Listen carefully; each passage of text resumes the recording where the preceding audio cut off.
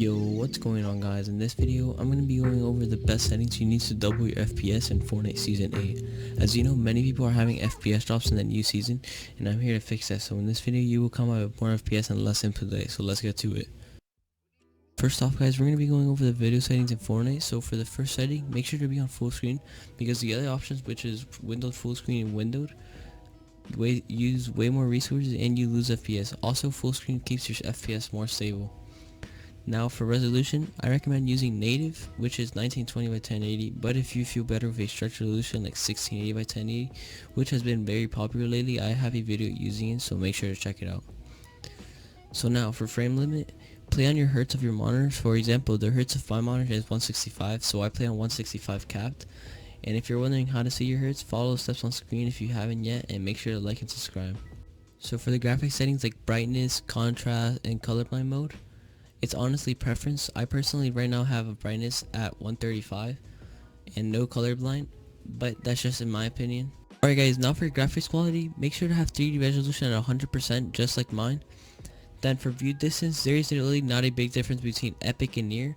I'll actually show the difference on screen, but I recommend low for best FPS, and like I said, there is not a big difference. Also play low if you're on a starter PC, sort of like mine. Now for textures, so for textures, low is recommended, but with Fortnite being CPU heavy, if you have a high-end CPU, you could try it on medium textures and test frames, and then from there find out what you prefer. So now for the new settings, one of them is downloading textures, and the other is a reminder to turn it on. So to turn that off, it actually takes up a lot of space in your computer, and you lose a lot of FPS just because it's literally downloading textures. So for meshes, it's actually been debated a ton. I actually use low for less input delay, but it also feels more smooth, but on screen is the difference, and yeah, so you can see the difference between low and high meshes. Alright guys, now for the advanced graphics, make sure to turn off VSync for sure. You do not want that on. And then show FPS, obviously have it on so you can see how much FPS you have during your game. And for rendering mode, it's recommended to be on performance mode as it gives you the most FPS. I even have a video testing it in the top right of the screen with DX12 and DX11, so check it out. Alright guys, now for the game settings, make sure to have toggle sprint on off and then sprint by default on. And what this does is that you don't have to hold a keybind to actually sprint in game, so it really helps having it on.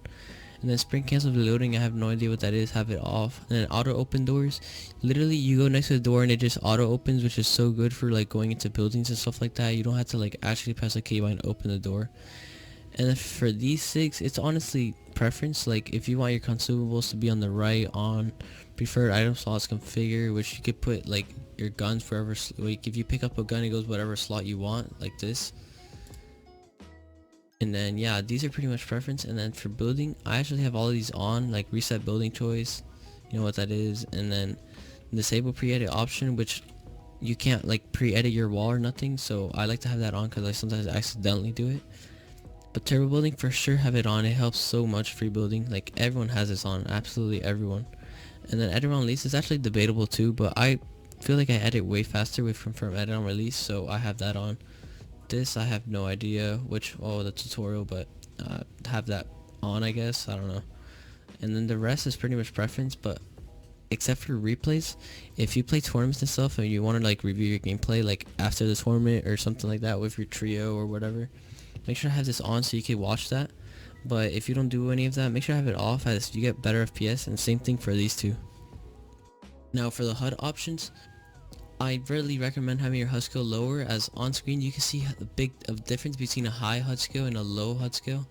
So yeah, I have mine at 75, which is kind of high actually, not gonna lie, it's halfway, but I just have it there. I'll just put it down to 70 though.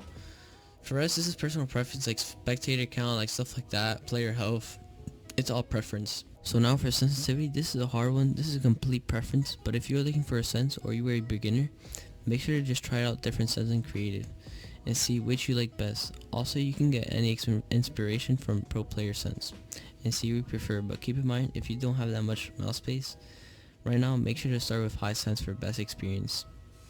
Alright, now for controller options, I don't play controller, actually I play keyboard, so I don't really know that much about the settings, but if you're looking for some settings to use, just try to get inspired by some pro controller player settings and get inspired by their settings basically. and then you can see what you like or what you prefer most. So now for keybinds, everyone has their own unique keybinds, so these are complete preference, but if you're starting keyboard and mouse, make sure to have optical keybinds and just try every keybind and make sure that you like them, so in the future you don't have to switch them or nothing like that. So now for the last setting, this is actually account privacy. Believe it or not, there's actually a setting here that could get you less FPS, and that one is show season level and feed. So what this does is it shows like an animation on screen, you like changing levels or something, and that animation actually like can give you like some minor FPS drops. So it's not going to be nothing big, but it can give you a minor FPS drop, so make sure to have that off as well. Overall guys, that was all the best Fortnite settings for Season 8. If this video did help you out, make sure to let me know, and on your way to the comment section, make sure to like and subscribe. Anyways guys, thanks for watching and peace.